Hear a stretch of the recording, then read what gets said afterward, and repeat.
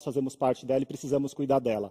Então, Miguel, vou dar sequência aqui chamando o Ailton, e já podem colocar ele aqui na tela, porque eu vou ler brevemente a descrição do Ailton Krenak, embora todos conheçam. Ele é um dos principais ativistas do movimento socioambiental e da defesa dos povos indígenas no Brasil. Ele é autor de livros como A Vida Não é Útil e Ideias para Adiar o Fim do Mundo. Necessários, leiam, necessários. Ele é nascido na região do Vale do Rio Doce, então eu não preciso falar muito do quanto a comunidade dele foi afetada nos últimos anos. Ele é organizador da Aliança dos Povos da Floresta, ganhador do prêmio Juca Pato de Intelectual do Ano. Ele é comendador da Ordem Mérito Cultural da Presidência da República e também é doutor honoris causa pela Universidade Federal de Juiz de Fora. Esse é Ailton Krenak. Ailton, bom dia. Estou extremamente feliz em te receber aqui no palco do IT Fórum e eu quero que vocês recebam o Ailton com cabeça e corações abertos e depois eu volto aqui para a mensagem da Adriana também e a gente bater um papo em cima disso. Ailton, a palavra é sua.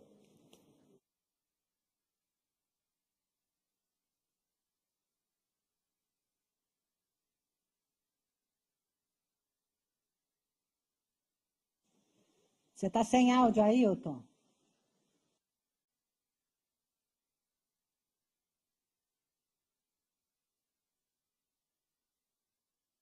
Oi, Ailton.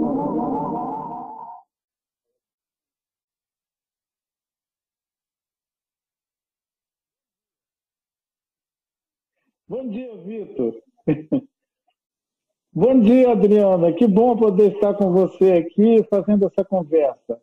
Agradeço ao Miguel essa acolhida tão bacana, onde ele trouxe o nosso querido professor Inaci para definir a ideia, o conceito de sustentabilidade que o nosso querido Inaci continua valendo. Ninguém trouxe outra mais capaz de nos dar o sentido de que é a natureza que produz a sustentabilidade, não são os humanos. Então, isso é lindo, porque o resumo é isso que o professor Inaci está falando. O professor Inaci está falando que nós, os humanos, só incidimos sobre a natureza com dano, fazendo dano, e que a natureza produz regenera, e quando ela consegue fazer esse movimento de regeneração, ela produz aquilo que a gente chama de sustentabilidade. Quer dizer, ela não é um evento produzido por nós. Não tem nenhuma tecnologia feita pelos humanos que produz sustentabilidade. A sustentabilidade é produzida pelo organismo vivo do planeta Terra. É a biosfera do planeta Terra que produz vida e produz essa capacidade de autorregulação que dá naquele equilíbrio sensível entre o que incidimos sobre os ecossistemas terrestres e aqueles ecossistemas se regenerando. Enquanto eles estiverem se regenerando, é como o nosso coração. Nosso coração pode levar um susto, mas enquanto ele estiver saudável, ele põe o corpo inteiro para funcionar, nos restaurando. Se o coração não tiver com capacidade de fazer esse movimento, a gente adoece mesmo. E aí perde a tal da sustentabilidade. Bom dia, eu só queria fazer esse comentário para não perder a alegria da citação do professor Inaci, que eu conheci há 15 anos atrás, quando ele estava viajando da França para o Brasil com muita frequência, e nós tivemos a oportunidade de fazer uma viagem juntos. A gente fez uma viagem entre o interior de São Paulo, Espírito Santo, Minas Gerais e o sul da Bahia, para a gente ver a monocultura do eucalipto. Nós tínhamos a maior plantation e ele queria ver aquilo. E diante dos engenheiros, colega do Miguel, todos curiosos para ver o que o professor Inaci ia falar, depois de ter andado tanto no meio daquele talhão de eucalipto, ele pegou um palito de fósforo e falou: com isso aqui eu acabo com tudo isso que vocês estão vendo aí. Então é genial. O que ele estava dizendo é o seguinte: essa engenharia toda de vocês, esse palito de fósforo aqui acaba com ela. E ele tem essa sabedoria, essa capacidade de síntese, e esses 4 mandamentos que ele aponta para a gente como o esforço de os humanos alcançar, o desenvolvimento alcançar a sustentabilidade, é maravilhoso porque ele é um desafio como se fosse uma meta. É uma meta, não é alguma coisa que a gente alcança, mas é uma meta. Seria mais ou menos como a ideia de nós buscarmos algum sentido de perfeição. Seria perfeito. Mas eu queria lembrar também que nós estamos hoje no Dia da Terra. Dia da Terra. E no Dia da Terra está também acontecendo um evento muito importante, que são esses governos convocados agora para uma preparatória de uma cúpula, onde o que vai ser feito é mais em termos internos. A esses governos, eles não estão com a pauta aberta para a sociedade, é uma conversa entre, digamos, gerentes do mundo, onde eles vão fazer uma conta. E o que é óbvio é que agora nós estamos no passivo. O planeta entrou no passivo ambiental.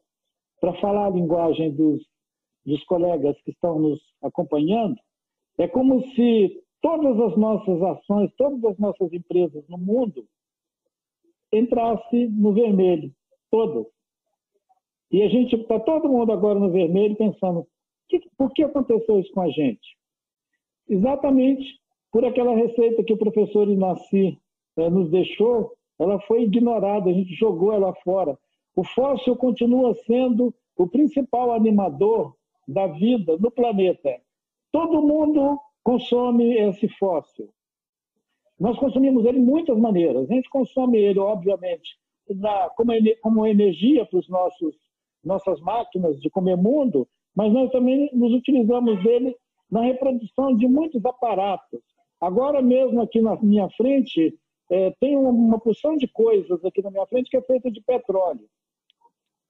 O computador e esses aparatos todos que estão aqui, ele está cheio de itens aqui que vêm exatamente do processamento dessa matéria que é extraída do fundo da Terra e que causa um desequilíbrio enorme aqui fora e que talvez aquela receita de dar o tempo necessário para que a natureza produza uma resposta ao nosso saque, ele não tem o tempo necessário para que a natureza faça essa devolução, e aí a gente vai criando um abismo entre aquele cálculo do quanto nós podemos tirar da natureza e quanto tempo ela vai demorar para nos devolver.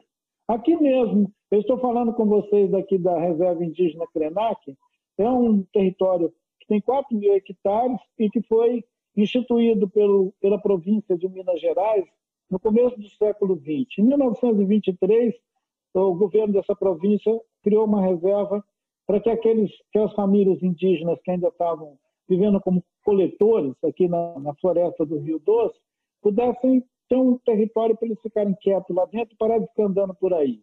E, enquanto isso, muitas mudanças aconteceram aqui na nossa floresta do Rio Doce, e o evento mais recente foi o Rio Doce, que dá o nome para essa bacia, ficar imobilizado nos últimos 5 anos para a possibilidade de qualquer uso, né, dessas comunidades ribeirinhas, porque o rio ficou prejudicado demais pela lama de Mariana e nós estamos em suspensão com relação a esse recurso. Quer dizer, esse recurso ele pode demorar até 50 anos para a terra devolver ele para a gente como uma possibilidade de relacionamento com algum compromisso de sustentabilidade. Mas foi gravemente danado.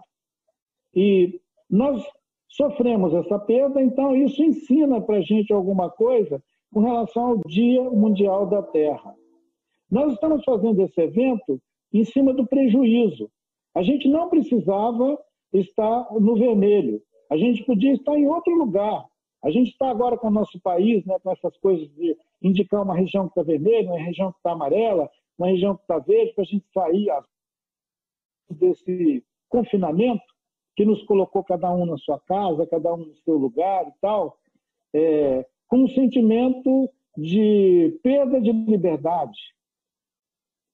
Me parece que esse sentimento de perda da liberdade, da mobilidade, ele pode ser percebido também na relação com a Terra, com isso que a gente pensa que é o meio ambiente, que na verdade somos nós, não tem meio ambiente. A expressão meio ambiente, ela foi cunhada para dar sentido a esses debates que foram popularizados a partir da Eco 92. Eles precisavam ganhar público, precisava ser uma linguagem que alcançasse o senso comum. Então, o senso comum podia entender um pouquinho a ideia de meio ambiente. É como se você estivesse começando a ensinar o beabá para uma turma totalmente analfabeta, e você vai usar alguns recursos pedagógicos para ver se você chama pelo menos a atenção do sujeito. Meio ambiente é para chamar a atenção do ignorante sobre o fato dele ser natureza. Seria mais ou menos como você dar um futucão no cara para dizer, olha, você está vivo. Ei, esse corpo é seu. Né? Diferente daquela coisa que quando você quer fazer um exorcismo, você fala, sai desse corpo, sai desse corpo. Nesse caso, não, a gente vai dizer para o cara, esse corpo é seu, entendeu? Esse corpo é seu. E aquele sujeito vai ter que entender que aquele corpo dele é natureza. Igual uma onça, igual um macaco, igual um peixe. Então, quando você dana um rio, você está danando o seu corpo. É doloroso, é o seu corpo. Agora, quando você fica isolado, tem que ir para uma UTI, entubado, para pegar ar artificial, aí sim, esse é o meu corpo, meu corpo. Quer dizer, nós só nos aproximamos de nós mesmos diante do dano. Essa que é a parábola. Hoje estamos no Dia Mundial da Terra e os governos, os executivos, né, de muitas nações estão em torno desse debate para administrar agora o passivo, o nosso passivo ambiental. Por que a gente não está discutindo o nosso ativo ambiental? Seria maravilhoso, né? Mas é interessante, ninguém se reúne para discutir ativo. Ninguém se reúne para discutir o ativo da saúde. Ninguém curtia, por exemplo, o fato da gente ter o SUS, uma produção cultural de um sistema que nem os Estados Unidos conseguiram construir. O Obama tentou lá nos Estados Unidos dar sentido a uma ideia de um sistema universal da saúde que tivesse a capacidade, a capilaridade de chegar em qualquer grota. Quer dizer, gente, eu sei de pessoas que viajam 2 semanas de canoa, descendo um rio lá na cabeceira do Rio Negro, para chegar em Tefé ou para ir em algum outro município, onde vai ser atendido no posto do SUS. Quer dizer, aquela pessoa excluída de tudo, ele vai ao SUS. Ele tem um cartão do SUS. Então, isso é uma capilaridade, isso é uma governança, isso é uma capacidade de construção que a sociedade brasileira, com todas as suas debilidades, foi capaz de produzir. Quer dizer, a gente não precisa ser tão genial para produzir coisas excelentes. Basta que a gente tenha atenção, põe o foco naquele objetivo, vai com ampla observação sobre aquele evento. E o caso do meio ambiente, ele merecia uma aproximação de todo mundo para que não tivesse que fazer um exorcismo naquele corpo. Né? Lembrar ele que ele é natureza.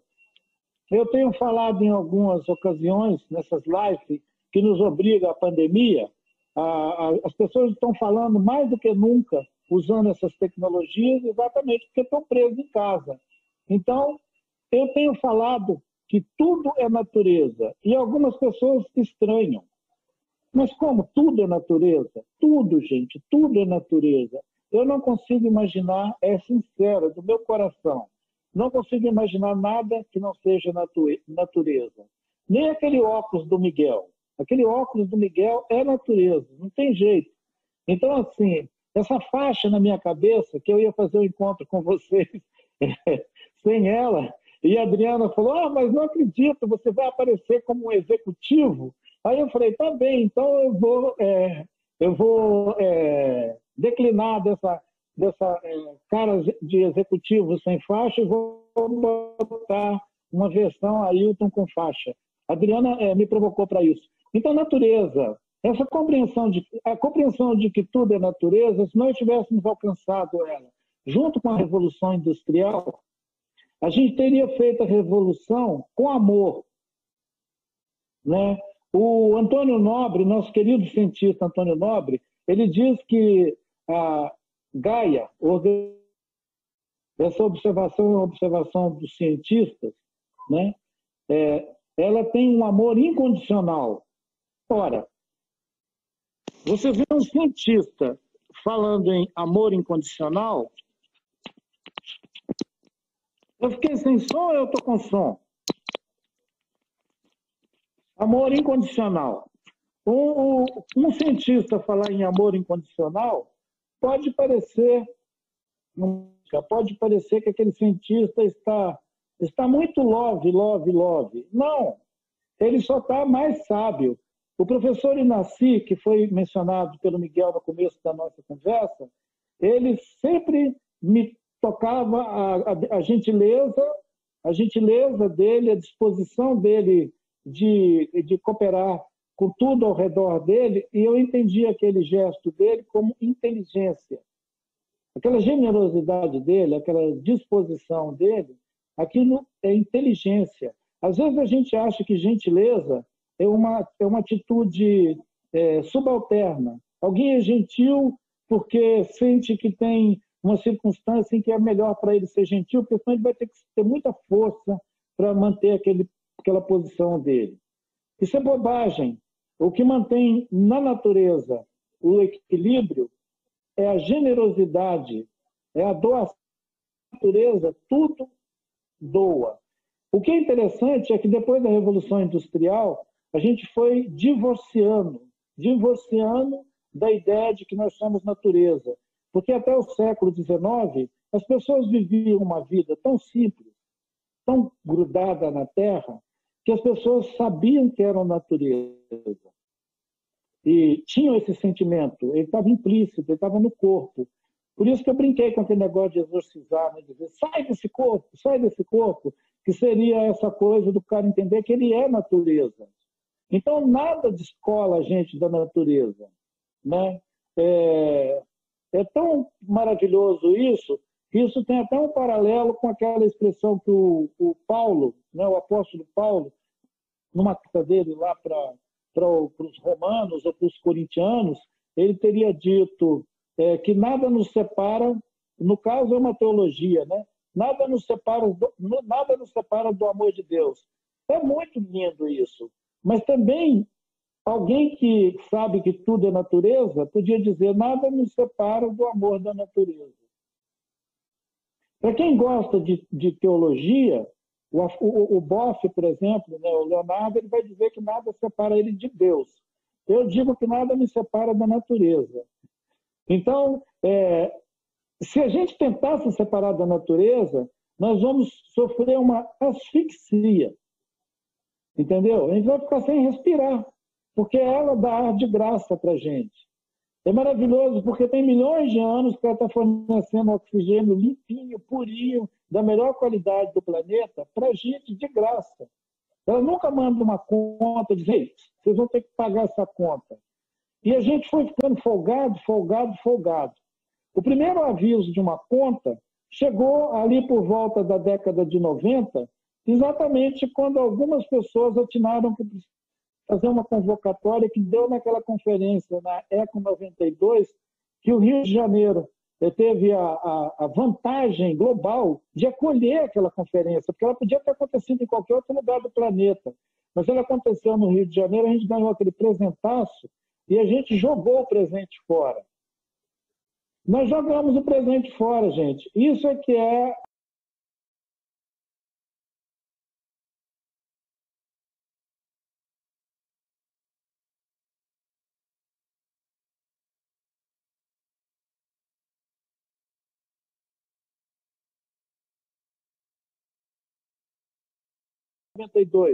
Aí os caras vão falar, onde é que a gente pôs aquilo? Vai ficar parecendo aquela história daquela taça Julius Rimet, é isso? Jules Rimet, a taça do mundo, a Copa do Mundo, aquela que o Brasil ganhou na década de 50 e depois sumiu. Quer dizer, a gente não pode entrar para a história comum da humanidade como os caras que perdem troféus. Quer dizer, a gente ganha, mas perde.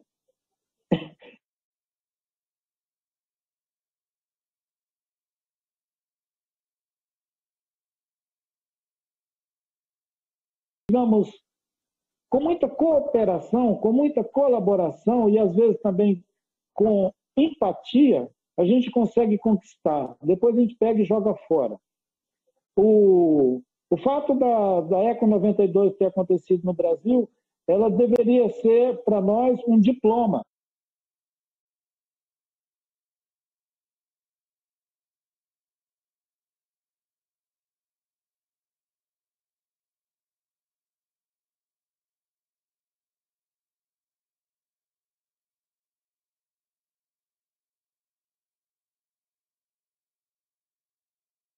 Que deu origem à primeira conferência da biodiversidade no planeta. Então, nós podíamos ser doutor.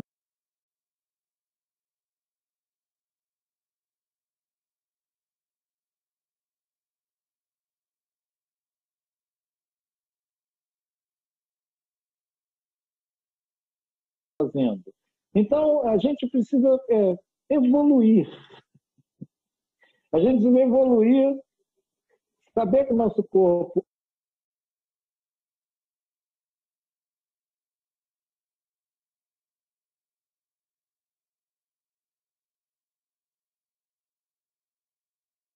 verdadeiras classes de estudo com intelectuais brilhantes dissertando sobre cultura e natureza. Na verdade, eles estavam dissertando sobre o nada, porque não existe essa coisa de cultura e natureza. Tudo o que existe e que se expressa como cultura é produto da natureza. A natureza produz cultura. É maravilhoso. Para as crianças aqui de casa, eu costumo mostrar para eles que você pegar um monte de casca de batata e jogar com algum resto de comida ali no quintal e voltar 2 dias depois para olhar, ele produziu cultura. Está cheio de fungos. Então, aquilo é cultura. E eu provoco eles para pensar a cultura, a produção da cultura entre comunidades diferentes, como essa experiência. A natureza faz isso. E nós também fazemos isso. Porque nós somos natureza. Essa capacidade que o professor Inácio aponta, que a natureza tem capacidade de se regenerar da começão do ataque que nós fazemos sobre ela, quando nós tiramos madeira, petróleo, quando nós usamos a água de uma maneira abusada, quando nós fazemos um ataque contra a paisagem, retirando montanhas, transferindo tudo de um lugar para o outro, nós mexemos no planeta de uma maneira tão desordenada que ele precisa gastar energia viva para se restaurar e produzir sustentabilidade. A nossa harmonia com esse organismo vivo, que é o planeta Terra, ele vai nos devolver, na verdade, um sentimento de pertencer a um organismo tão maravilhoso e tão potente que ele vai nos regenerar. Não somos nós que vamos regenerar o planeta. O planeta vai nos regenerar. Assim como ele dá oxigênio para a gente de graça, ele vai nos dar também a inteligência, a capacidade de conciliar práticas de produzir vida, produzir aquilo que nós necessitamos para suprir nossas formas de vida e de cultura. A Terra vai nos dar isso desde que a gente seja capaz de falar a língua dela, falar a língua da Terra. Hoje de manhã, quando eu saí para fazer minha caminhada, eu estava andando e pensei, será que eu conto para os meus amigos que o nome, a tradução do sentido do etnômio, né? Etnômio, esse nome que dá a um povo, né? Brasil, por exemplo, é um etnônimo, dá nome para esse povo, para esse étimo Brasil. Krenak é o etimológico desse povo que eu pertenço. Kren, o prefixo Kren, K-R-E-N, é cabeça. Nak é terra. Eu falei, será que eu vou contar para eles que eu nasci com esse destino de cabeça na terra ou cabeça da terra, e por isso eu sou tão implicado com a ideia de que tudo é natureza? E aí eu falei, bom, hoje é o dia da terra, então eu vou contar isso para eles. Hoje é só o dia da terra. E, por causa disso, nós entramos no vermelho.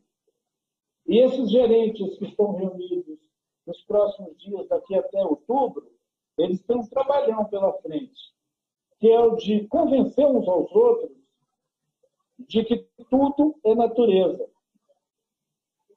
Eles vão ter que convencer um ao outro.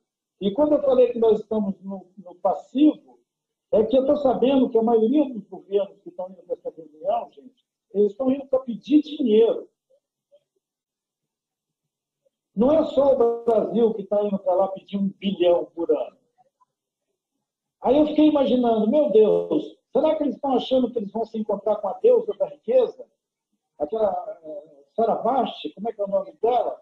Ou aquela outra, grega, que tem uma canópula cheia de ouro. E aí você vai para uma reunião com ela e ela abre aquela canópula e vai socando riqueza para nós, dando dinheiro para nós. Então, essa mitologia sobre o investimento, o dinheiro, né? O que me parece é o seguinte, toda vez que alguém pede muito dinheiro é porque tem pouca ideia.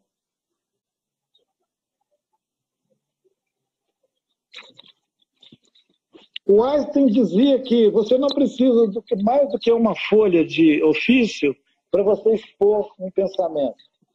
Propor, por exemplo, aquele cálculo da energia, espaço e tempo. Dava para fazer numa lousa pequena, não precisava desenvolver o teorema todo, dava para botar ele ali. Um encontro onde todo mundo vai pedir dinheiro, ele é um encontro muito triste, né? O encontro, ele deveria ser um encontro onde as pessoas vão com o propósito de colaborar, cooperar. As pessoas deveriam ir para um encontro desse dizendo, olha, eu estou aqui sem nada no bolso ou nas mãos, mas eu estou a fim de fazer coisas boas junto com vocês. Ao invés de você chegar num lugar e dizer, olha, eu vim aqui bater a sua carteira. Eu acho que é horroroso você chegar numa visita e vai logo dizendo para os outros, vim aqui bater a sua carteira. É vergonhoso. Então, essa é a cúpula desses gerentes do mundo em negativo, que nós vamos ter que dialogar com ela. A sociedade vai ter que dialogar com ela. Porque nós não temos outra coisa a fazer senão botar em prática a lição do professor Inaci, que eu agradeço muito, Miguel, ter me dado de presente a lembrança do professor Inaci, porque eu, na verdade, eu queria até saber como ele está, viu, Miguel? Porque ele é um senhor, ele já deve estar com mais de 90 anos, o professor Inaci. Então, há 8 anos atrás, ele já tinha dificuldade para fazer as viagens de avião da França para o Brasil. E eu gosto muito dele, espero que ele esteja entre nós ainda, mesmo que lá na França, e que ele esteja se protegendo contra essa tragédia. Porque o que a pandemia fez foi o seguinte, ela desapareceu com milhares de amigos nossos. Pessoas das nossas, ou que eram pessoas que a gente convivia e admirava, ou pessoas que a gente conhecia e queria que continuasse com saúde. E a pandemia levou muito dessas pessoas, meu sentimento com todo mundo que perdeu um amigo, um colega, né, um parente. E vamos conversar, vamos seguir lembrando o seguinte, nada acaba. Na natureza, isso não é uma piada. Não é uma daquelas frases que se diziam em programa aberto de televisão, dizendo, acho que era chacrinha, que na natureza nada se cria, tudo se copia. Não é essa banalização do sentido da natureza, mas é pensar o seguinte, tem um filósofo contemporâneo nosso, ele deve estar com 50 anos agora, 50 e poucos anos, ele se chama Emanuele Cossa. E Coccia, porque 2C no final do nome, e esses italianos, eles têm um sobrenome muito estranho, não é, Petri? Aí o Emanuele Cossa, ou Coccia, ele desenvolve uma pesquisa pegando o darwinismo no seu lado bom, que é a evolução. Então, ele é um evolucionista, ele não é um criacionista. Isso já é muito bom. O problema dos criacionistas é que eles acham que sempre vai ter um dinossauro enterrado em algum lugar e que a gente pode ir fuçar que lá dentro tem petróleo. Esses são os criacionistas. Os evolucionistas, eles pensam, se lá, dentro daquelas camadas subterrâneas, existe esse material, é melhor que a gente acomode esse material onde ele está e pense que equilíbrio que ele pode instituir para o ecossistema terrestre. Antes da gente conhecer isso, não vamos tirar isso de lá. A ideia também vale para uma árvore.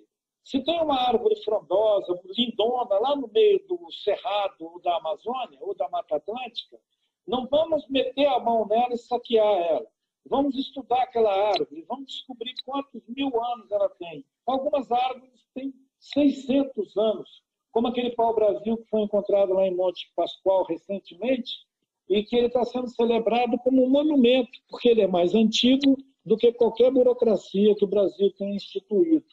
Então, aquela árvore podia ensinar a burocracia brasileira como pisar suavemente na terra, como ser terra, e como celebrar o Dia da Terra sem vergonha, com alegria. Sem a vergonha no sentido de sem ficar envergonhado. Porque se você está no vermelho, não tem jeito de você andar sem vergonha. No vermelho a gente só anda com vergonha. E o Brasil está no vermelho nesse negócio da missão para a vida na Terra. E os países latino-americanos que estão indo para essa reunião também estão indo para pedir dinheiro. Não é só o Brasil. Parece que todo mundo está indo para esse encontro pedir dinheiro. Como se dinheiro fosse uma mágica, não é uma mágica que a gente produz. Me diziam antigamente que países como os Estados Unidos podiam emitir moeda indefinidamente, porque ninguém tinha controle sobre a moeda que eles emitiam. Mas agora a gente sabe que eles estão com uma dívida externa trilionária, que a única maneira deles resolverem isso seria, sei lá, dando um calote no planeta. Então vamos ver o que o Biden vai fazer. Se ele vai ligar a maquininha de fazer grana, para dar grana para todo mundo, ou se ele vai dar um calote também nesse bando de caras que estão indo se reunir com ele para bater a carteira dele. A Alemanha, eu nem sei se a Alemanha está interessada em abrir a carteira. Então a gente tem uma situação muito estranha. A gente não tem uma situação muito favorável para a gente ir fazer uma espécie assim de festa do Dia da Terra. Então, que a Terra, esse maravilhoso planeta, que visto do espaço é declaradamente azul, aquela do Gagarin falar que esse planeta é uma poesia no espaço, a Terra é azul. Só isso já deveria fazer o dia de hoje valer tudo. A gente já festejar o dia só por isso. Adriana, eu acho que eu já falei muito, né? Ailton, você não falou muito, você falou coisas incríveis até agora. Oi, Ailton. Tá me ouvindo, né? Você falou coisas incríveis até agora. As pessoas estão muito empolgadas com tudo que você trouxe, todas essas ideias, essas reflexões mesmo, né? Para a gente se reencontrar, se reconectar à natureza. Eu já anotei até algumas coisas aqui para te fazer algumas provocações depois, algumas perguntas. Mas vamos chamar a Adriana também. Podem colocar a Adriana aqui na tela, por favor?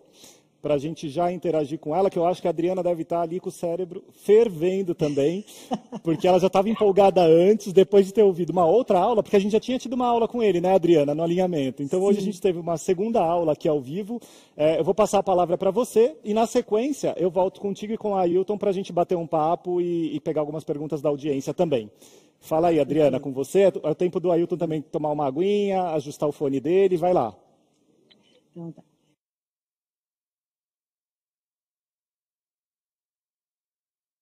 Gente, um privilégio muito grande estar aqui com vocês. Assim, é um momento único esse aqui com a Ailton, né? E eu gostaria de começar aqui, Ailton, devolvendo a gentileza que você me fez de colocar, né, a sua faixa e você vier, porque a expectativa era ver o Krenak mesmo, né? Por mais que eu tenha colocado a minha tela ali, né, para tentar um acolhimento melhor, mas eu gostaria de começar devolvendo isso efetivamente com um grande pedido de desculpa. Um grande pedido de desculpa, porque no dia 19 de abril, a ONU, ela simplesmente, né, lança uma notícia, né, onde ela reconhece os povos indígenas como os melhores guardiões das florestas. Quando eu li isso aí, eu me senti agredida. Eu me senti assim, gente, já que nós estamos falando para uma turma de TI, de tecnologia, é muito MSN. A turma é muito sem noção. Porque de colocar isso dessa forma, século XXI, 2021, reconhecer, mas quem são eles para reconhecer alguma coisa dessa natureza? Vocês sempre estiveram, vocês são partes integrantes da natureza. Com que arrogância, tá? Então, o meu pedido de desculpa, porque esse é o meu entendimento, e é a forma que eu tenho, né, para, de uma certa forma, em nome do IT, né, do nosso evento aqui, pedir essa desculpa, né? Então, esse é o primeiro ponto, te devolvendo a gentileza de você ter colocado lindamente essa faixa. Você nunca deixa de usar, que você fica lindo com ela, viu? Então, o nosso carinho aqui para vocês, né? E vocês chamaram muito atenção aqui do evento Eco 92. Mas eu gostaria, porque nós estamos conversando no mundo corporativo, eu gostaria de chamar a atenção para um outro evento também no Rio de Janeiro, de sustentabilidade, que foi o Rio Mais 20. No Eco 92, então, vamos ver, no Eco 92 nós tínhamos as nações, de uma certa forma, no mesmo movimento que elas estão agora fazendo, que está todo mundo conversando, as nações, os governos, se arvorando de uma temática, né, e tal. E em 92 eles fizeram o compromisso de baixar carbono, a questão ambiental apareceu ali, ficou muito bem. No Rio, né, no segundo evento que nós também fomos, protagonista foi aqui também no Rio de Janeiro, né, no Rio Mais 20, aconteceu, e chamando a atenção aqui, que naquele momento, quando eles foram fazer o balanço do que tinha sido feito nesse período, e não tinham feito nada, absolutamente nada. E qual que foi a diferença, para mim, no meu ponto de vista, da diferença do Eco 92 com o Rio Mais 20? É que entraram as grandes corporações no Rio Mais 20, dizendo o seguinte, cara, competência nós temos, dinheiro nós temos, vocês perderam o fio da meada e nós agora vamos assinar um protocolo entre as 50 maiores empresas, nós vamos trabalhar a questão do meio ambiente, porque isso agora começa a fazer sentido para nós. E nós tivemos ali. A partir daí, Ailton, né? Daí eu estou conversando com a Ailton, mas é com a plateia também, nós começamos a ver, por exemplo, missão e visão, que são os propósitos das grandes empresas, como Toyota, a grande Motoyota, falando o seguinte, eu não quero mais construir carrinho. Eu já fiz isso. Eu vou pensar na mobilidade urbana do planeta. A visão de uma Toyota hoje é liderar o processo de mobilidade urbana do planeta.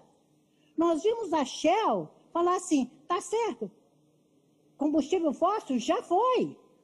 Eu vou começar a preparar para mim estar vivo daqui à frente, para mim estar nessa onda transgeracional, eu vou ter que pensar em energia limpa, eu vou ter que ter todo esse expertise trabalhar. Então, do lado de cá, começou a ter um movimento muito positivo com uma diferença. Porque quem produz os recursos, quem tem a questão ali, os recursos são corporativos. E aí o grande momento que nós estamos vendo de estar aqui no século XXI, e aí conversando aqui com equipe de TI, né? E aí convidando os nossos ouvintes a participar, Porque, como você mesmo disse, né, nas suas lives, né, tecnologia, nós estamos falando de apropriação e desenvolvimento de processo. Está certo isso, né? Foi isso mesmo, né, Ailton? E quando a gente fala, nós estamos conversando para essa turma, que tem que apropriar e desenvolver esse processo. E a pergunta que a gente faz, né, Ailton, aqui, e eu acho que eu posso estar falando, aqui Miguel também, né, chamando vocês, vocês estão apropriando os processos? Estão apropriando e desenvolvendo o processo? Em que direção? Para onde? Porque se a gente for, o que a gente viu nas últimas notícias aqui, né, Krenak? Apagão de mão de obra de TI. Essa turma que está nos ouvindo, sob o ponto de vista da mercadoria, que você fala muito, que tudo virou mercadoria, eles estão em alta. A turma de TI está em alta. A questão é o que eles vão estar fazendo nesse momento para eles agora. Para onde eles vão levar? Eles vão consertar o errado, eles vão automatizar o errado, porque uma das metas da turma que eu vi ali, né, é a turma chegar e alavancar a estratégia de transformação digital das empresas. Com que propósito e para onde que a gente tem que colocar isso? Né? E nós estamos tendo a oportunidade de você nos trazer a questão da natureza, a questão dos ecossistemas aqui, né? Como é que nós vamos trabalhar todo esse esquema que a gente está trabalhando em relação aqui? Isso é uma provocação mesmo, porque a minha missão aqui colocada é trazer a sua cosmovisão, a cosmovisão Krenak para o mundo de TI. Então, eu estou pegando algumas partes que eu entendo, e desculpe aqui a minha arrogância de tentar fazer isso, eu sei, né? Está muito longe disso, mas se eu estiver equivocada, nós vamos, mas é só uma forma de provocar, né? De abaixar, de tridimensionar essa coisa tão evoluída de vocês, né? Por vocês são simpatizantes, vocês são legítimos, né? Quando você fala, né, que tudo é natureza, né? Como é que nós estamos aqui com a turma que tem essa missão para chegar nesse processo, né? Então, estão em volta, para onde essa turma está indo e como é que eles vão alavancar essa estratégia de transformação digital agora? Em que direção que a gente pode fazer, né? E eu gostaria de chamar a atenção também da turma, viu, Miguel, ali, do momento atual que o mundo corporativo brasileiro está passando. Viu, cara? Nós estamos num momento que aqui nem sem falar de cúpula e tal, nós estamos falando no momento Brasil, onde está acontecendo as Assembleias Gerais das grandes corporações. A Assembleia Geral é como se a gente estivesse falando do Parlamento, do Conselho dos Anciões, de uma certa forma, onde tudo é definido estrategicamente para os próximos 2 anos. Tá? Então, aqui está sendo decidido o dinheiro que vai ser, aonde vai ser, e principalmente quem serão os responsáveis nesse direcionamento. Quem serão os conselheiros, e estou falando porque eu sou conselheira de administração de empresas também, né? Quem são os conselheiros e quem são os diretores, e quem vai estar na batuta, no dia a dia, para tridimensionar tudo isso. Esse é o movimento que até dia 30 nós estamos vendo. A despeito de qualquer aberração que nós estamos vendo, porque nós estamos percebendo um retrocesso muito grande na briga entre os acionistas majoritários contra os minoritários, coitadinhos, tentando, né, ganhar uma força, já estão lá, mas ganhando uma força, e nós estamos vendo uma força brutal do outro lado, dos majoritários, mantendo as empresas nessa direção que sempre tiveram, que é a zona de conforto, né, o movimental. Eu pergunto para os nossos ouvintes, Miguel aí, a turma desse evento fantástico que nós estamos tendo, né? O quanto vocês estão fazendo parte da pauta dessas assembleias? O quanto TI é transformação digital, o quanto os propósitos dessas organizações estão sendo questionados aqui, porque o grande momento é agora. As direções estratégicas, né, o direcionamento estratégico é dado agora, até final do mês, depois cumpra-se. Depois a diretoria executiva, é o conselho de administração monitorando uma turminha de gente que vai fazer acontecer. E essa turma nossa, ela trabalha na turma, né, eles são geralmente ou estão juntos ou estão subordinados a um grande diretor executivo. Cumpra-se. Enquanto eles estiverem cumprindo ordens e cumprindo coisas que as outras pessoas, eles nunca vão ser estratégicos.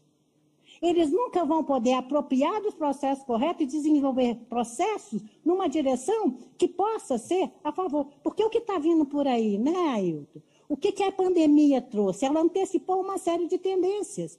E uma dessas tendências é o que o Miguel falou do ISD.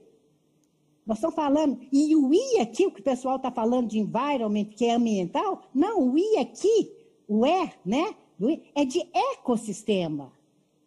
Nós estamos ultrapassando o território, que é quando a gente fala de ambiental, né, de ver a empresa se ver como parte de um território, e esse território precisa ser tão desenvolvido quanto ela, para pensar num ecossistema planetário. Nós falamos de... E nas nossas conversas assim, de ESG, a gente tentando entender o que sigla, que essas 3 letrinhas estão ali, né?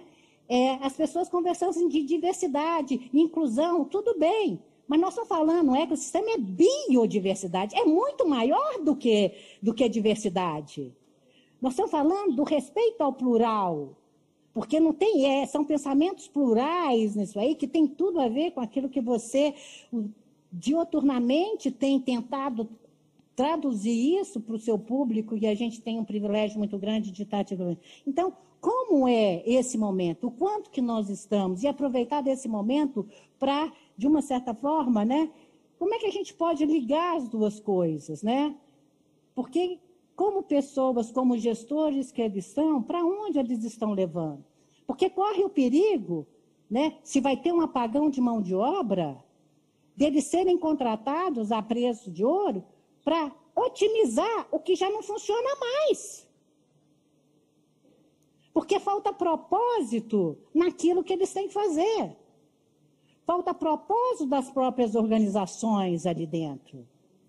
E nós estamos, então, com um gap, né? uma coisa de tudo bem. Porque, como diz o Miguel, a questão tecnológica, pelos patrocinadores que nós temos, eles têm tecnologia para aquilo, é só dar para eles o dever de casa, que a turma vem e vai tridimensionar muito bem. Mas em que direção nós estamos falando?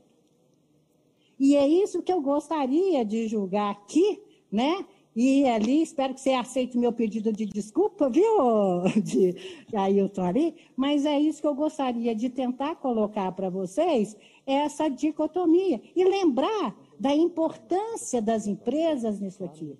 Fazer umas coisas equivocadas, sim, se a gente não tiver um bom propósito, porque força e inteligência para isso nós temos.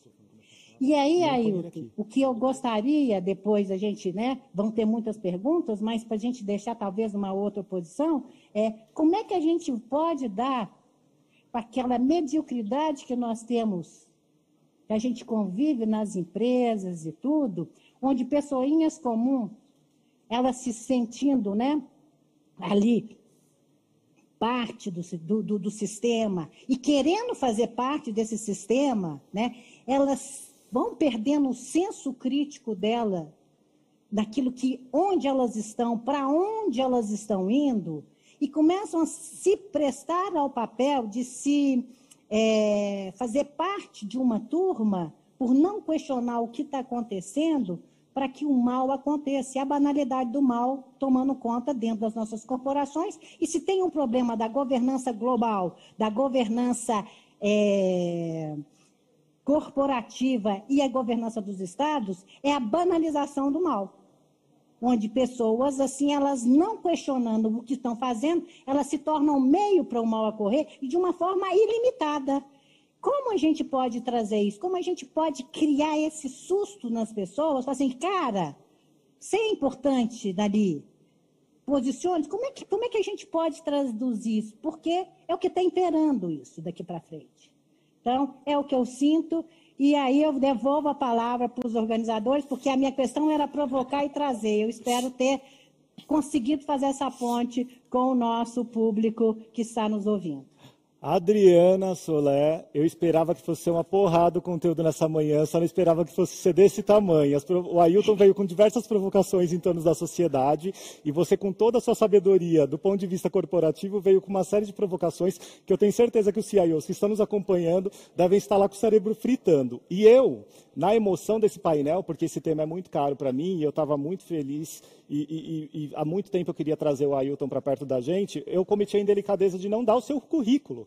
Porque a Adriana, quando se fala em governança no país, ela é a referência, ela não é uma, ela é a referência. Ela é professora da Fundação Dom Cabral, ela é do Digital On Board da HSM, é consultora, autora e coautora de diversos livros, é conselheira e ela está cada vez mais atenta aos aspectos amplos da governança. Não é simplesmente um conselho que tem ali uma representatividade, ela está atenta ao aspecto amplo, que vem diversidade de ideias, de pessoas, de gênero. Então, esse painel, pessoal, é uma joia no nosso conteúdo e eu espero que vocês mandem perguntas. Eu sei que vocês estão meio acuados aí, é difícil fazer pergunta, até eu estou me sentindo acuado aqui diante desses dois, mas eu vou me arriscar aqui em algumas coisas pelo seguinte. Ailton, lá no começo da sua apresentação, no meio da apresentação, da sua fala, você falou que tudo é natureza. E se esse pensamento tivesse sido recorrente e a gente tivesse levado ele adiante durante a Revolução Industrial, teria sido com muito amor. E a minha pergunta para você, já que a gente vive uma crise aguda e uma revolução digital nesse momento, ainda temos tempo de resgatar esse sentimento de que tudo é natureza e ter uma revolução digital com mais amor? Sempre é tempo. O que ocorre é que quando nós chegamos muito atrasado, o estresse que vai implicar nessa restauração, ele pode nos levar a rumos que a gente não consegue governar, digamos. A gente perde a capacidade de fazer a manobra. Imagina um surfista que encontra uma onda maravilhosa, uma onda ideal, né, no tempo certo, e ele vai fazer aquela passagem, vai sair lá na frente naquele tubo. Mas tem um outro que entra atrasado. Ele não tem jeito. No meio do caminho, ele pode levar uma traulitada, quebrar a cabeça e tudo. Se a gente entrar errado na onda, na curva, a gente passa muito aperto. A gente está vivendo uma situação objetiva no Brasil agora, que é essa questão da gente não ter contratado as vacinas a tempo da gente usar a infraestrutura que já está instalada e vacinar todo mundo. E a gente já podia, desde o ano passado, estar em outra página. Mas nós estamos aqui atolados na página do passado. Isso significa chegar atrasado. Eu me lembro quando o Bill Clinton anunciou a Infovia, né? Quando ele anunciou a web no mundo. Parecia um anúncio de filme de ficção. Era um filme futurista aquilo. Ele anunciou, com aquela pinta de propagandista dele, ele lançou. O programa era fantástico. Um garoto propaganda daquele, a web não podia dar outra coisa senão sucesso. A questão é que aquela decolagem ela foi feita sem nenhuma precaução.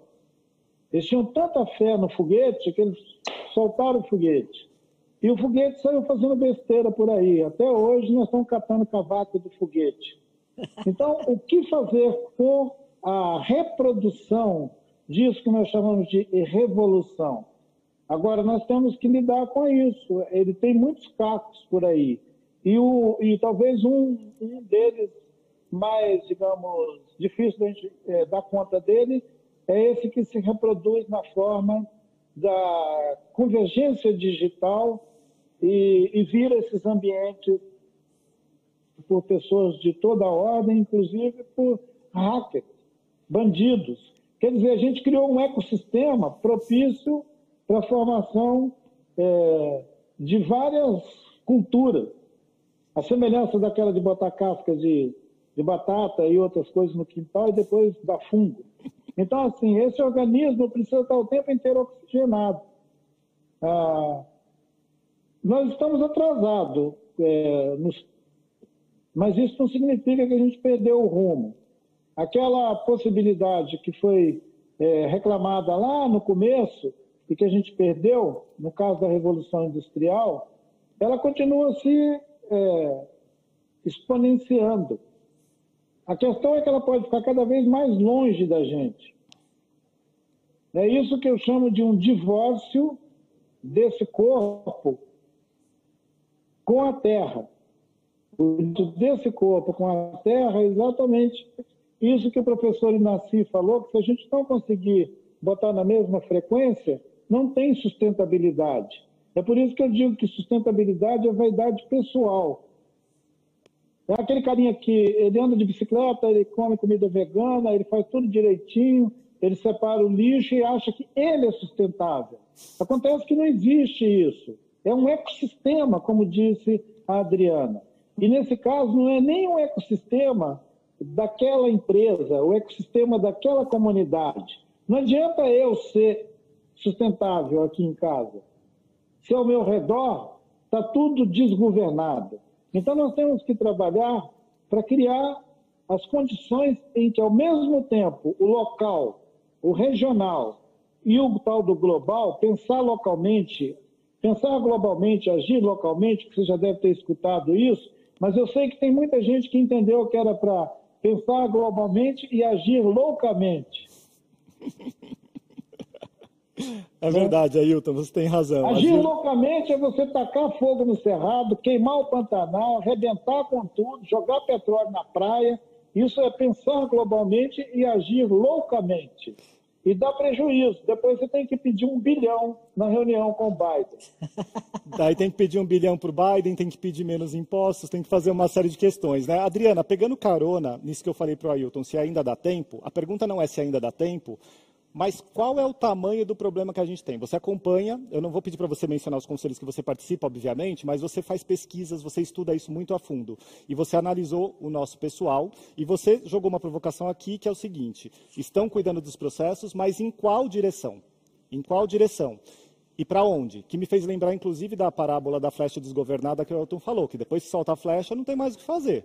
Então, se soltou aí o sistema para o processo errado ou sem pensar no que deveria pensar, não vai ter muito o que fazer. Depois é só ver o resultado que vai ser lá na frente, que não vai ser muito bom, obviamente, porque você não pensou na direção correta.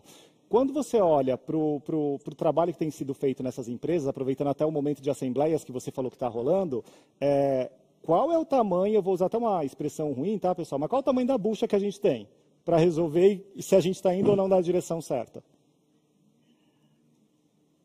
No meu ponto de vista, né, é o básico, não está sendo feito. Nós estamos falando em ecossistema, mas mal e porcamente, e aí vamos conversar e trazer a nossa turma de TI junto conosco aqui, mal nós estamos fazendo o primeiro direcionamento estratégico básico dentro das empresas, que é o governança, compliance e risco.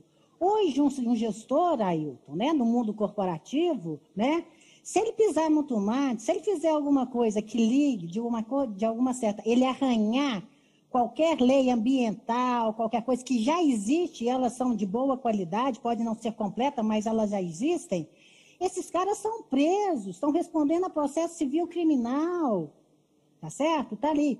Então, nós estávamos fazendo um dever de casa básico, com governança, a estrutura de governança que precisava ter, o máximo de compliance, porque o CPF dos gestores agora estão, todos eles, sob júdice, né?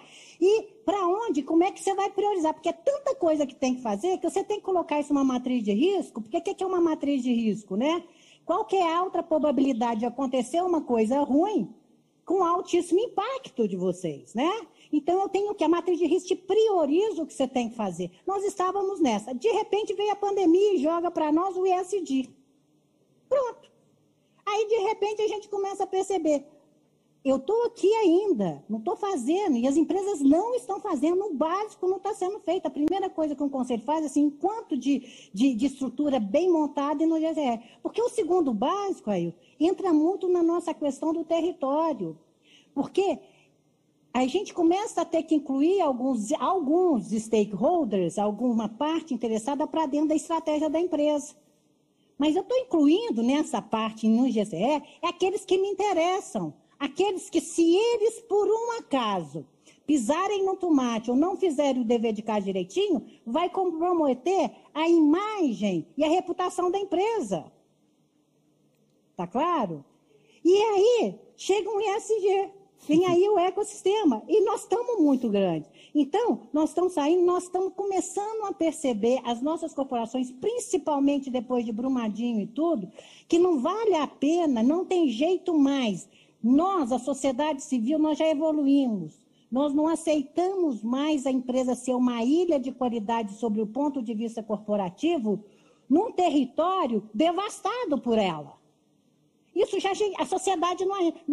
A sociedade civil está tirando o CEO. A sociedade civil está questionando conselhos. E numa força, porque ela está interconectada, e esses valores estão vindo muito bem. E elas estão sendo também muito pressionadas pelos investidores institucionais, que é uma turma nova, que vem com essas bandeiras, tanto ambientais quanto sociais, muito fortes. Eu só vou participar e colocar o meu dinheiro, que é muito mais do que banco hoje tem, nos projetos, nas empresas que estejam de acordo com esses valores. Então, é uma situação que nós, né, que estamos trabalhando com isso, que tem essa preocupação ali, é de captar e de mostrar a direção correta, porque nós sabemos o que... Nós sabemos, não, nós pelo menos pensamos, a gente pelo menos está tentando pensar no lado positivo de como é que a gente equilibra essa equação que está completamente desgovernada. Então, como é que a gente sai da visão do território para falar em ecossistema e biodiversidade? Então, o tamanho é gigante. A boa notícia, tem tudo para fazer. E gente com vontade de querer fazer. É isso. É simples. Nossa, assim. Incrível, incrível, Adriana. Eu vou passar agora para as perguntas da audiência e depois eu volto no final com uma pergunta que eu combinei com o Ailton, que eu gostaria muito que ele trouxesse a reflexão de liderança dele, que a gente até conversou sobre isso, né, Adriana? Tem uma pergunta aqui que é do Marcos Mazarin, ele diz o seguinte: vivemos no mundo capitalista, o uso de combustíveis fósseis continua sendo largamente utilizado. Apesar de muitas iniciativas de utilizar fontes alternativas, não conseguimos visualizar as ações reais para modificar a matriz energética e contribuir para um planeta mais equilibrado. Daí ele pergunta, qual a visão de vocês sobre isso? Quer começar, Ailton? Depois a Adriana complementa? Sim, obrigado. Eu vou abrir meu microfone. Está aberto, a gente está ouvindo. Ótimo. Eu gostei desse questionamento porque tem sido muito propagado o fato de que nós estamos fazendo a transição para fontes de energia limpa e que o Brasil, inclusive, seria vanguarda nesse campo. Na verdade, é uma leitura muito limitada, ela tem a ver com aquilo que a Adriana chamou de território, né? Conseguir entender a questão do território talvez seja uma resposta para a compreensão de impactos e ações que são delimitadas por um certo território. Mas quando você pensa a questão do ecossistema, o ecossistema é planetário. Então não adianta você fazer uma transição. Por exemplo, o Brasil só tem hidroelétricas. Então, em relação a quem queima carvão, o Brasil está muito melhor. Agora o Brasil vai para a eólica. Então, ele está muito melhor do que até quem tem hidrelétrica. Porque nós sabemos o que as hidrelétricas causaram. Então, assim, você acende uma vela para Deus e outra para o diabo. Porque quando você constrói Belo Monte, você arrebenta com a vida daquelas comunidades ribeirinhas, você acaba com a bacia do rio Xingu, você destrói um lugar que é considerado importante da biodiversidade planetária, que é chamado hotspot, né? Um lugar onde tem um farol sobre aquele ponto da vida no planeta, porque ele é um lugar importante de restauração do organismo todo, desse ecossistema planetário. Se você dana com ele, como é que você vai dizer que você está fazendo alguma coisa limpa, né? Ele é limpo aos olhos, né? Mas ele oculta coisas que vão acontecer em 30, 40, 50 anos depois, que é o desastre. A gente ficou 40 anos também escondendo resíduos da mineração numa barragem, que ninguém sabia onde estava, até um dia que ele estourou. Isso é uma surpresa que ninguém quer para amanhã. A gente não quer uma surpresa dessa. E tem a ver com aquela ideia que eu falo que muitas das nossas escolhas presentes, elas são ótimas para agora, mas elas são um pacote, um delivery, que vai ser entregue para os nossos filhos depois, e eles vão olhar e vão falar, mas como que meu pai me mandou uma bomba dessa? É essa transição, porque ela é ao mesmo tempo tecnológica, mas ela é também cognitiva. Ela tem a ver com o que o seu filho vai achar daquilo que você achou tão bacana. Você achou tão bacana e seu filho vai olhar e falar, não acredito que o cara fez isso. Então, assim, é esse tipo de mundo que nós queremos cooperar para ele continuar existindo. Esse tipo de mundo é aquele que eu achei que a gente deveria adiar o fim dele, adiar. Aí tem gente que me pergunta, mas por que só adiar? Eu falei, a gente vai adiar para ver se a gente consegue melhorar. Claro. É isso mesmo, adiar para melhorar. É isso. Exatamente. Adriana, você quer fazer algum complemento? Não, eu acho que o Ailton ele fechou a linha aí, né? Isso, né? Fechou a linha aí, não tem o que acreditar, não tem mais o que acrescentar, a não ser, né? Aí o nosso reconhecimento a esse pensar completamente plural e diversificado e novo, né, para nós, né? E deixando aí um dever de casa muito grande para todo mundo que está aqui, né? De como é que nós vamos fazer isso se tornar realidade no nosso dia a dia, fazendo o que a gente tem que fazer. Porque nós temos um papel a desempenhar, o que nós fazemos de uma certa forma é importante, e se na direção correta e da forma correta, a gente pode estar fazendo ali, né? Adiando o fim do mundo, né, Ailton? Nós vamos podendo que é daí. Nós temos, o que a gente... vamos pensar em ecossistema? Não, vamos pensar primeiro em casa, vamos pensar primeiro no nosso territóriozinho, vamos pensar primeiro no nosso país, vamos pensar primeiro no nosso estado, né? Se o avô está em coma, se o Rio Doce está em coma, o que a gente pode fazer para melhorar ou para antecipar essa saída de coma, né? Eu acho que é muito isso, a gente olhar com respeito o mais próximo, porque pensar num ecossistema é impossível se a gente não tiver o mais próximo na mão da gente. Não, com certeza. Tem uma pergunta aqui direcionada para você, Adriana, que é do Marcelo Vieira, ele é da nossa equipe. Ele diz o seguinte, você mencionou no final da fala o conceito de banalidade do mal da Hannah Arendt. É uma comparação bastante forte, ele diz. Você acha que, de fato, estamos agindo assim nas corporações e aceitamos a destruição do meio ambiente como natural? A gente não acordou nem um pouquinho nos últimos anos? Olha, a questão é, né, ali, que boa parte das nossas corporações está privilegiando, meu ponto de vista, a mediocridade. Vale ali. E a estrutura de poder é uma coisa tão sedutora que as pessoas, para fazer parte delas, elas se partem, ponto, né?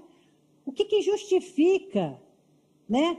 É só um racional desse que justifica as nossas últimas... o que a gente está vendo nas nossas assembleias. É só a banalidade do mal que justifica, por exemplo, o Brasil ser reconhecido como benchmark mundial de corrupção sobre o quesito corrupção. Não só satisfeito de nós esgarçarmos as teias sociais e institucional do nosso país durante décadas, numa relação espúria entre setor privado e setor público, mas nós conseguimos exportar isso para 28 países. Ninguém chegou tão baixo. E, para mim, só a banalidade do mal é porque nós tivemos gente que deixou de pensar, deixou de se questionar e se permitir ser o meio para que essas coisas... Porque pessoinhas comuns de não se posicionar é que são os meios para isso chegar à capilaridade e ao poder que tem. Então, eu acho que isso existe. Se tem um problema que está nas entranhas, né, da governança do Estado brasileiro e corporativa brasileira, e a gente está percebendo resquício isso nas nossas assembleias, é a banalidade do mal. Muito As bom. pessoas não querem soltar o osso. Isso é muito forte. Infelizmente. Isso é muito forte. E eu assumo a responsabilidade disso aqui, viu, gente? Isso é uma opinião pessoal, e eu quero tirar aqui a responsabilidade dos nossos ouvintes e de quem não combinou, porque, graças a Deus, a gente tem a liberdade para falar. Infelizmente, eu acredito que isso... na nossa sociedade está muito forte. Nós temos que quebrar isso de alguma forma. Tem que quebrar esse ciclo mesmo. O Ailton, o Luciano Zingano, não sei se está certa a pronúncia, tá, Luciano, do seu sobrenome. Ele manda uma pergunta que é a seguinte: como equilibrar a necessidade cada vez mais crescente de equipamentos manufaturados em base de carbono para atender às necessidades das pessoas e empresas, com a necessidade de redução do consumo de carbono para permitir a manutenção positiva da conta do planeta? Você fala um pouquinho disso até nos seus livros, dessa questão do consumo e como equilibrar, da questão de não querer acumular de forma muito grande, mas seria legal você trazer essa reflexão aqui para a gente, para responder a essa indagação do Luciano. Obrigado, Luciano. É sempre bom a gente ter um exemplo pontual para uma ideia geral ser transmitida, né? Foi mencionado aqui, a Adriana falou que a Toyota decidiu que ela ia parar de fazer carrinho. Essa decisão de parar de fazer carrinho, ela tem a ver com a sua pergunta. A gente teria que parar de fazer muitos carrinhos que a gente continua fazendo. A gente fez o primeiro e não para, entendeu? E fica parecendo aquela propaganda do biscoito. A gente come esse biscoito mais porque ele é torradinho ou ele é torradinho porque a gente come mais? Então fica uma coisa assim, boba, automática. Do mesmo jeito que galinha come milho, entendeu? Nós não somos galinha nesse sentido. A gente não é uma ave que fica comendo milho, gostoso, comendo milho. Nós temos a capacidade transcendente de nos harmonizar com esse organismo maravilhoso da Terra e experimentar aquilo que alguns cientistas também, que não é só o Gilberto Gil, né, que canta a refazenda e que fala que a floresta precisa ficar em pé, e faz uma conta muito gentil, que ele diz que as árvores que estão em pé, elas não dão mais a conta. Então, assim, olha que maravilha. Quer dizer, precisa plantar árvore. Senão, a gente precisa plantar árvores ao invés de tirar árvore. Com relação às novas... isso também eu chamo de disrupção, gente.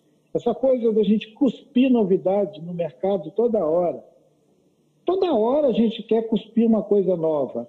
E quando apareceu essa coisa dos meninos saindo das faculdades, já se associando e criando uma startup, aquela coisa toda, é tudo muito legal, é animador, entendeu? Mas espera aí, que responsabilidade que esses moleques têm de lançar uma coisa no ambiente, nesse ecossistema? O que eles sabem sobre esse ecossistema? Além daquele chip trick que ele manipula lá no laboratório. Aquilo lá ele pegou num cálculo que o professor dele mostrou para ele. Aí ele corre e aplica aquela coisa e inventa um Sputnik e pronto. O menino agora vira um empresário. Aí ele vai reproduzir aquela coisa, ou aqui ou nos Estados Unidos.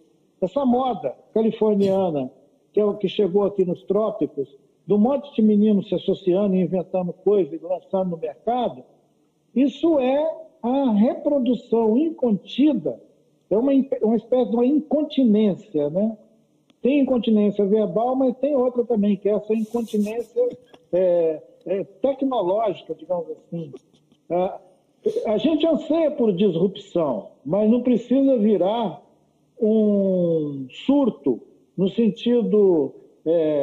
não precisa virar um acidente cerebral vascular, não é isso? AVC. Disrupção não tem que ser um AVC, gente. Tem que ter responsabilidade. Não adianta você inventar um aparato, soltar ele por aí, só para você ganhar grana. É isso que a Adriana está chamando de banalização do mal.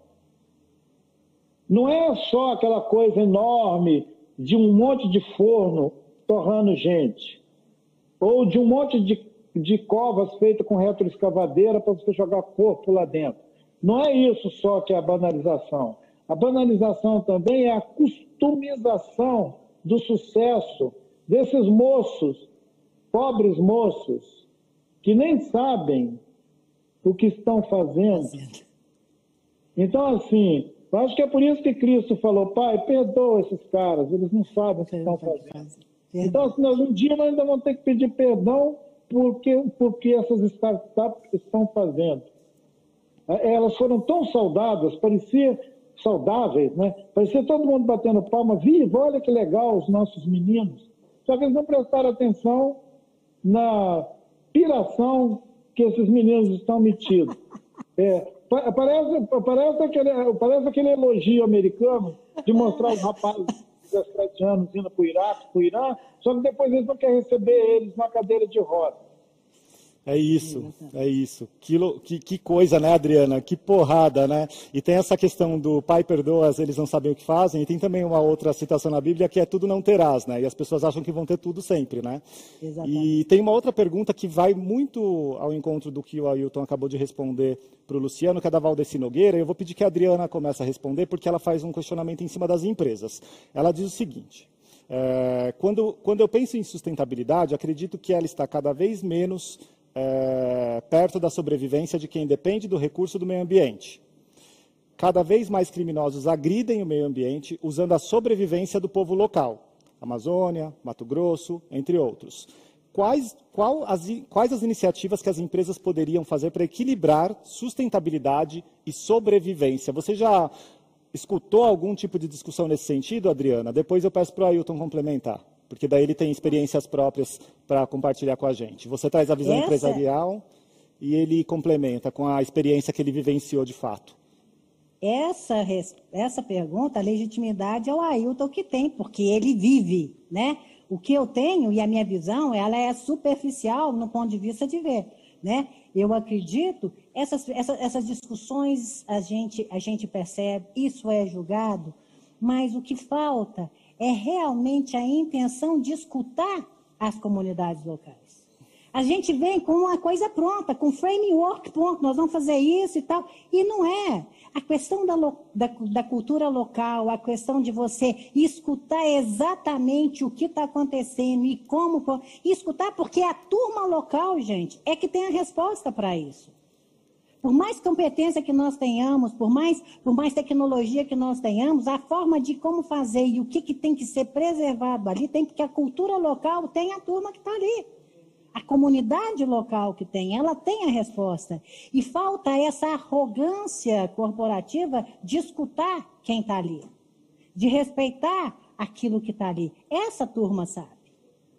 Então, eu acho que, quando a gente fala em diversidade, essa falta de entender o respeito por aquelas comunidades que nós estamos vendo, né? De o que realmente faz a diferença e que poderia melhorar a questão da vida daquelas pessoas ali. Então, é a arrogância, a falta de respeito e, muitas vezes, falta de interesse. É discurso que é feito, bonito, porque nós estamos falando de sustentabilidade, todo mundo falando em governança, de tal, mas sem a essência básica inicial. E aí, Ailton, você sente o problema, né? E aí, por favor, arrebente. Corte essa bola. Porque eu acho que você tem muito mais propriedade para responder uma pergunta dessa do que eu, que estou só sobre o ponto de vista aqui do lado dos conselhos, né? Olhando e tudo. Obrigado, Adriana. E ao Vitor também, que nos dirigiu essa questão, que interessante que, a despeito de nós vivermos aqui, na margem esquerda do Rio Doce, nessa bacia do nosso Uatu, a suspensão das nossas rotinas por 5 anos, seria como se a gente estivesse passando por uma prisão domiciliar. Só que a gente não sabe por quê. Vocês estão presos. Mas por quê? Sei lá, vocês estão presos. Então, essa suspensão, o que significa? Não mergulhar no rio, não pescar no rio, não ter a fruição do sentido mesmo de você ter um rio, de um rio passar no seu quintal. Isso parece uma coisa tão luxo, né? Tão exagerado. É um luxo. Tem uma música dos meninos do Loborges, do Beto Guedes, que o Milton canta. Eu acho que é do Lô e do Márcio. É aquela que canta... Um rio passa seus peixes no fundo do meu quintal. Um rio passa seus peixes no fundo do meu quintal. Amigos chegam dizendo, a vida é isso aí. É como se você não pudesse mais ter inocência. Não pode, o mundo não pode ter mais inocência. Esse mundo progressista, esse mundo desenvolvido, esse mundo que não para, ele também não suporta uma poesia de um rio que passa os peixes no fundo do quintal. Porque fala, mas como? Que luxo é esse? Alguém que está enfiado numa metrópole, né, enterrado entre blocos de concreto, ele vai falar, mas quem é esse sujeito que quer um rio passando peixes no fundo do quintal dele? Isso tem a ver com ecossistema. Com certeza. Peixes, passando um rio que passa com peixes no fundo do meu quintal, não é o meu quintal, é esse quintal do mundo. Aí tem o Drummond, aí tem o Manuel de Barros, aí tem essa outra observação sobre o mundo, que cabe inclusive a observação do Antônio Nobre sobre o organismo de Gaia ser capaz de se mover num amor incondicional, que é essa regeneração do organismo, a vida na Terra. Por que nós achamos que nós, os humanos, não merecemos uma vida boa, com um rio passando os peixes no fundo do nosso quintal? Por que a gente tem que se condenar a uma prisão domiciliar como se fosse o nosso destino? Por que a gente não pode respirar o ar do planeta com estado de contentamento o tempo inteiro? Será que a gente não aguenta ser feliz? Então, uma coisa que eu observo muito nessa sociedade contemporânea, moderna, é que parece que as pessoas não aguentam a felicidade. Se você expor ele demais a um estado de felicidade, ele dá um troço, ele fica doente. Então, assim, não aguenta ficar calmo, não aguenta ficar sossegado. E tem um parente que é Guarani, ele tem quase a minha idade, é mais novo um pouquinho do que eu. Mas os Guarani, eles têm uma experiência de formação da pessoa que é muito sofisticada. E essas coisas que eu estou falando são valores, assim, profundamente internos a essa tradição. Ele me diz que o silêncio é o melhor lugar para a gente habitar. Os Guarani têm essa coisa. O silêncio é o melhor lugar para a gente habitar. Aí eu fico pensando, nossa, que coisa maravilhosa. Isso tem a ver com isso que eu estou chamando de felicidade sem nada. As pessoas dizem, mas ele estava lá sem nada. Aí eu falei, não, ele estava com nada. Porque a ideia do copo é o copo meio cheio, copo meio vazio, né? Nossa, eu passei lá, era uma casa tão simples, eles estavam na beira daquele riacho, e era uma casa tão simples, de chão batido, eles estavam lá sem nada. Não, gente, eles estavam lá com nada. Viver com nada é maravilhoso. É um estado de contentamento, de felicidade, que não precisa produzir o próximo design. Você não está carente do próximo design. Você não precisa de disparar uma nova bugiganga para você ficar feliz. Porque habitar esse lugar é uma bênção maravilhosa. Então, passar um rio, o rio passar seus peixes no nosso quintal, ele deveria ser uma possibilidade aberta para todos os seres humanos. E os rios iam ficar felizes porque eles não iam virar esgoto. Um rio nunca ia virar esgoto, porque ele tinha um serviço que era passar peixes no fundo do quintal. Ô rio, vem cá, vamos fazer uma tramóia, vamos construir uma barragem, vamos fazer um canal. Aí o rio, não, eu estou ocupado, eu tenho que passar peixes no fundo do meu quintal. Que coisa maravilhosa, Ailton, que coisa maravilhosa. Eu estou emocionado aqui, a Adriana se emocionou no começo da sua fala, as pessoas estão mandando mensagens aqui para mim o tempo todo. Infelizmente, a gente tem que ir caminhando já para o final, porque eu estou prendendo vocês além da conta. Como filho de mineiro, eu tenho licença poética para prender 2 mineiros aqui comigo um pouquinho mais. Mas eu vou chamar o Miguel aqui comigo para fazer o encerramento. E enquanto o Miguel prepara a pergunta dele, vocês conseguem colocar os 3 aqui? Não? Não dá para colocar, mas depois eu chamo, a gente dá um jeito aqui do Miguel me mandar a pergunta. Então, Miguel, a gente não vai conseguir te projetar junto com os dois aqui, tá? Mas, Ailton, eu queria que você trouxesse uma reflexão que você fez comigo e com a Adriana no alinhamento, que é sobre como é a estrutura de liderança no seu povo. Porque a forma que você reproduziu isso, ela mostra a necessidade que a gente tem de refletir sobre liderança na nossa sociedade e sobre ser humano na nossa sociedade que tem esse pensamento ocidental. Então, eu gostaria que, resumidamente, você explicasse esse referencial e a organização de liderança do povo Krenak.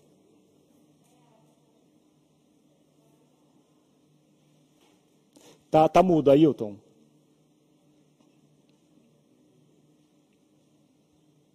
Há algumas décadas atrás, não agora, ainda tinha práticas de orientar e formar, né, essa pessoa com esses perfis assim que a gente está chamando de liderança.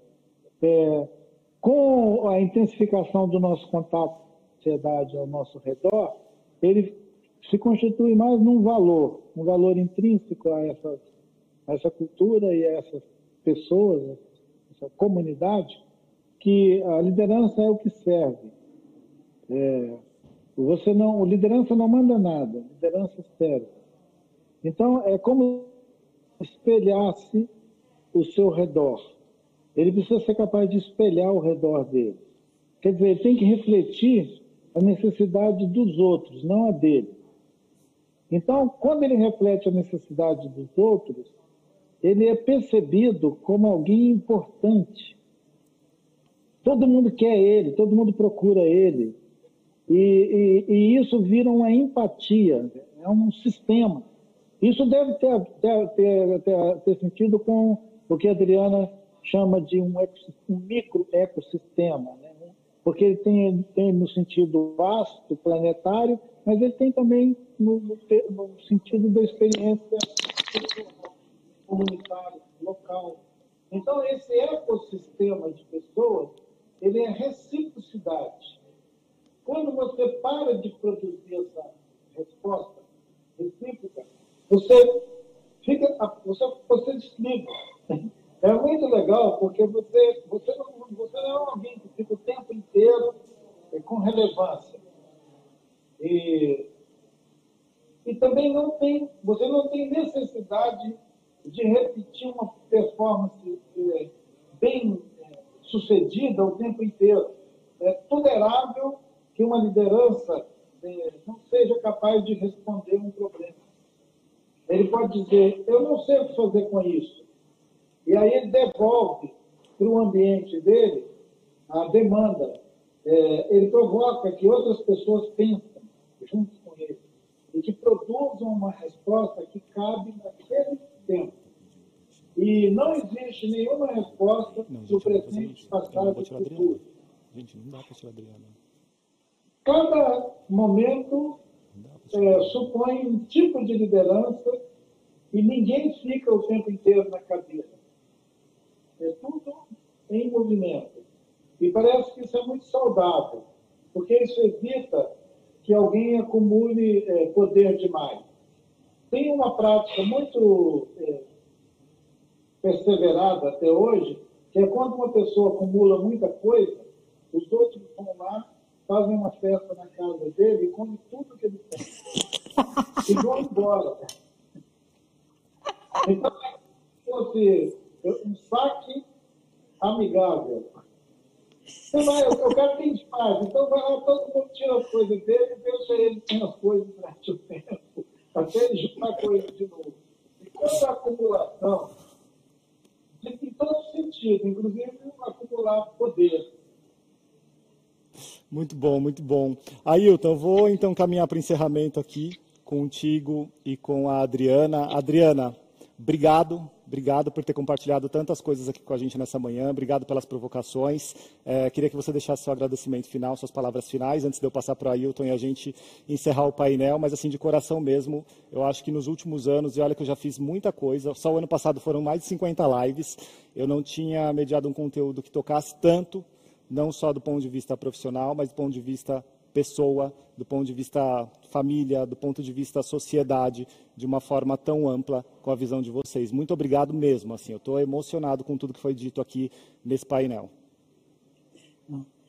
Bom, eu gostaria mais uma vez de agradecer aí o Ailton, né, aí pela coisa, e principalmente por eles ter nos julgado nessa última fala na governança do povo Krenak, né? E aí você me convida, amigo, governança, a estrutura de liderança e tudo. E que é um tipo, né, de governança que eu acho que nós temos muito que aprender num mundo onde que muda o tempo todo, né, que tem líderes ali que são dependentes ali, eles são circunstanciais, é o que dá, é o que de uma forma ali está servindo melhor uma comunidade naquele momento, e depois isso muda porque as competências, até a predisposição das pessoas, as pessoas também cansam, às vezes elas não fazem porque elas querem, porque elas estão exaustas e tudo, né? Então, esse dinamismo de uma estrutura de governança Krenak, eu acredito que é o recado também que fica para mim, e que depois eu gostaria em outras coisas da gente desenvolver um pouco mais essa dinâmica, porque eu acho que é isso que o mundo hoje precisa, dessa coisa que é alternável, essa coisa, hoje você está aqui, amanhã você está ali, e quando, né, um conjunto em cima de um propósito que é bom para todo mundo, o quanto essa coisa que de lideranças alternadas, né, e de focos diferentes, quanto isso pode ser salutar no momento atual. E daqui para frente, eu acho que isso é o que vai fazer a diferença nas governanças das corporações e tudo. É esse respeito que, de uma forma nata, a sociedade, né, a etnia Krenak, ela nos brindou através do seu maior representante aqui, né? Circunstancialmente por enquanto, né, Ailton? Nós estamos aí. Muitíssimo obrigada. Isso para nós foi um privilégio estar com você. Você não sabe o quanto eu me sinto grata por ter participado desse painel com você, e agradeço aí a equipe toda desse grande evento essa grande oportunidade que me deram. Gratidão eterna, pessoal. É isso mesmo, Adriana. É um conceito de governança necessário à nossa sociedade líquida, como já falava o Bauman, né, lá atrás. Bauman. Ailton. É cegueira mortal, né? É verdade. É verdade. Ailton, obrigado mais uma vez. Estou extremamente feliz, extremamente emocionado. Não tenho nem palavras para agradecer tudo que você nos trouxe aqui, nos brindou. A audiência está falando que pena que tem que acabar, mas eu realmente tenho que correr porque o evento tem que continuar. Mas obrigado mais uma vez, viu, Ailton, e pela sua coragem de vir aqui compartilhar todo esse conhecimento com a gente. É isso então, pessoal. Gratidão.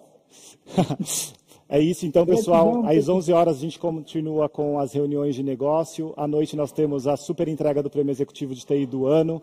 Vai ser uma grande festa digital. Espero todos vocês acompanhando essa entrega, que vai ser de uma forma diferente, cheia de surpresas. Usem os camarotes, usem e abusem de tudo. E amanhã a gente continua com a nossa agenda de conteúdo. Espero que vocês tenham